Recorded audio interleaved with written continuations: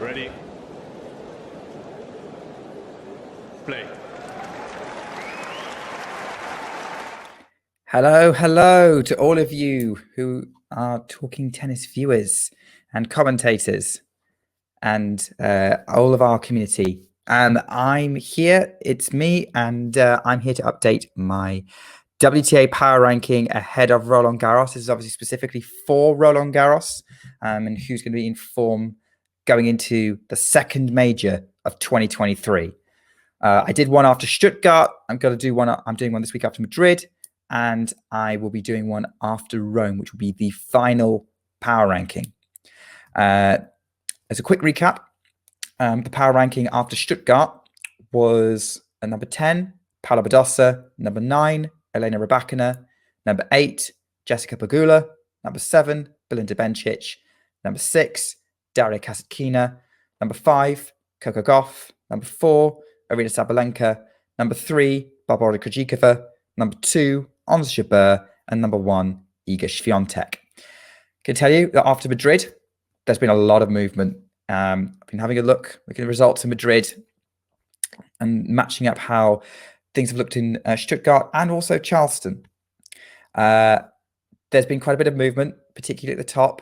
And I can tell you that there are 3 new players in the power ranking, which means 3 others have dropped out. And I'm going to say now the 3 players who are not in my top 10 power ranking who have dropped out are Paula Badosa, Elena Rybakina, and Belinda Bencic, mostly due to injury for Bencic's case. If she was playing in Rome, she would be on this list. But because there's some concerns around her fitness at the minute, plus her history with the tournament, I couldn't really put her in. So, who have I added into the Roland Garros power ranking? Number 10, Anastasia Potapova. Semi-finalist in Stuttgart. You might wonder why she didn't end up in it after Stuttgart. And at the time, it was more due to, it wasn't sure whether it was a flash in the pan or not. So she's been building form since beating Coco Gauff in Miami. She's beaten her again in Stuttgart. And actually, they're looking maybe like they're going to play each other again in Rome. If draws fall their way, we could be in for a third clash between those two this year. And Potapova does seem to be a bit of a thorn in Gauff's side matchup-wise. But aside from that, aside from reaching the semi-finals in Stuttgart and taking down Gauff and Garcia, she really pushed eventual semi-finalist Veronika Kudermetova in Madrid. And it was a close match. It went 3 sets. And given Potapova's got a previous clay court title, I felt that it was right to recognize that she, at this present time, is a bit of a wild card threat on clay right now. So we'll see how Rome works out, whether she's going to be able to stay in this list. But for now, number 10 is Anastasia Potapova. Number 9, Daria Kasatkina. Last year's semi-finalist at Roland Garros, semi-finalist in Charleston, and reached the last 16 in Madrid, again losing to Veronika Kudermetova in a very tight 3-set match. Kasatkina definitely looking much more comfortable in clay and building up a bit more form compared to the beginning of the year. And so far, from what I've seen, is playing well enough that she could be a factor to get to the second week of Roland Garros at least, and then getting further would depend on the draw. But right now, Kasatkina is someone that can't be ignored and definitely deserves to be considered one of the top form players going into Roland Garros. Someone we expect to, we couldn't expect to perform strongly at the French Open, which is still only a few weeks away. Number 8, the 2022 Roland Garros finalist, Coco Gauff. Gauff is looking particularly patchy. She is mainly here because of her finals performance last year, where she came into 2022 again not really that in form, and still managed to do pretty well. The draw did open up, but she made the most of it, and she didn't drop a set all the way to the final. So right now, Coco Gauff for me is, if she can if she say beats Potapova, breaks her duck there, and gets some decent wins in Rome, she's definitely going to solidify her place on this ranking. Her clay court prowess shouldn't be underestimated. So keep an eye on Coco Gauff, despite results going against her, but she has moved down some spaces on this list. Number 7, new entry. I've mentioned her a couple of times already in this video. Veronika Kudermetova. She's semi-finalist in Madrid, losing to Iga Swiatek, but she had a really good run, beating Potapova, beating Kasatkina, and then beating Jessica Pegula in the quarterfinals. Kudermetova is a solid player, very consistent player, and has been known to go deep in tournaments where draws have opened up. And similar to a lot of other players, she has a clear ceiling, but on clay, their ceiling might be a little bit higher, and she definitely put in a strong enough performance in Madrid that we have to take notice. Number 6, Maria Sakkari. Maria Sakkari, the 2021 Roland Garros semi-finalist, 1 point away from reaching the final, and probably would have won the title if she'd played in that final, given that Pavlyuchenkova was injured. But all ifs, buts, and maybes, because that match between Sakkari and Krejcikova in 2021 was a classic, and wonderfully tight battle between those two. Sakkari, semi-finalist in Madrid, and definitely seems to be comfortable on clay. As a general rule, will usually go quite deep at these events, and is still getting some good wins under her belt.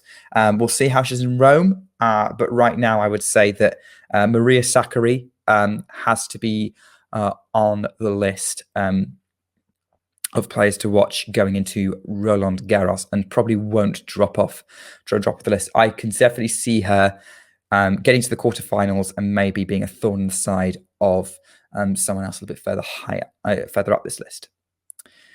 Number 5, Jessica Pegula, quarterfinalist in Madrid. She's a former quarterfinalist at Roland Garros, and as a general rule, she only loses to players who are having very, very good days. And so sets a standard that you have to beat across the clay courts, across any court, not just clay.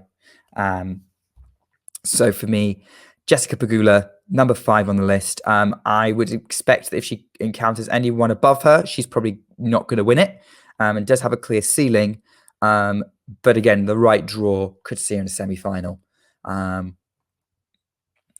not a final, but semi-final could definitely be on the cards for her. Right, number 4 has dropped 2 places, but only due to injury. Ons Jabeur is playing in Rome, is one of the best natural surface players on the tour right now, and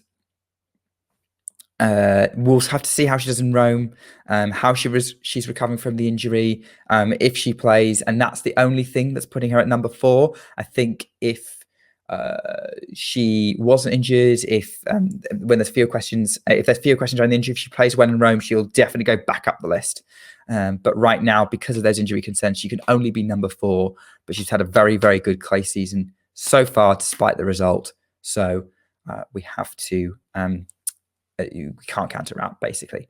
Number 3, 2021 Roland Garros champion Barbora Krejcikova doesn't change position. Was expecting her to maybe move up to number 2 on the list before Madrid, with a potential run to the quarterfinals, but she got upset by Petra Martic in the last 16, which was a shock and probably a little bit disappointing for the Czech, to be honest. Now Martic is a very good clay court player, very good player in general, but not someone I would expect Krejcikova to lose to.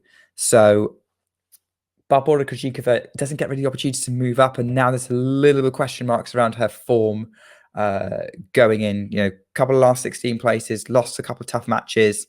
Rome's going to be critical for her to kind of build up some confidence ahead of Roland Garros. But still, one of the best players on clay right now. Obviously, a Roland Garros champion. Very, very much in the mix. So a lot of what I'm saying here is nitpicking. Her top level on clay is fantastic, and I look forward to seeing what she does in Rome. Aryna Sabalenka is number 2 on the list. She has to be after that Madrid performance. She has to be after reaching Stuttgart, the tournament beforehand. Yes, I keep saying this. The clay court conditions in Stuttgart and Madrid are very different to Rome and Roland Garros. But this momentum that Sabalenka is building up over the course of the year and now on clay is very hard to ignore. And she's definitely building herself up as a worthy number 2 to Swiatek, maybe even overtaking her for number 1 after Roland Garros, depending on how things go for her. Rome is going to be an interesting test for Sabalenka. She's got a good draw. I definitely think that she could solidify herself. She's definitely solidified in the top 4 going into Roland Garros on this list. I think she's definitely going to be number 2 seed at Roland Garros. But this is going to be building some more form and more momentum going into the second major of the year. One that she has traditionally struggled at. But right now, Sabalenka, clear second in terms of clay form, only behind the number 1 Iga Swiatek. Yes, Sabalenka won the match on Saturday. Swiatek won the match before on a slower clay court. Swiatek also is taking a lot of positives from the Madrid loss. It was a great final. Swiatek played well, or once she got into the match from the second set onwards, was making Sabalenka's life really, really hard and made the Belarusian really work for that win. Swiatek doesn't easily lose on clay. In the last 12 months, she's lost twice on the surface, and they all went to 3 sets. Someone has to play their very best to beat her on this surface. And there's no guarantee that Sabalenka or Jabeur or Krejcikova or anyone is going to produce that against Iga Swiatek in the latter stages of a Roland Garros. So right now, with past history, with the match wins that Iga's building up on clay, right now there is only one. There's only one still favorite for Roland Garros, and that's Iga Swiatek. If she stumbles in Rome, there will be questions, but that's a big if. So yes, like and subscribe if you enjoyed this. That is my power ranking. Keep an eye on the channel for more WTA updates from John, myself, Jack, and the team, and more commentaries and updates from Rome. And keep an eye out for my next and final power ranking update that is coming in at the end of the Rome tournament, which is in 2 weeks' time, where we'll be really building up for Roland Garros. Take care and keep talking tennis. If you enjoyed this video, make sure you hit that like button. Don't forget to subscribe and click that notification bell so you don't miss out on all things tennis.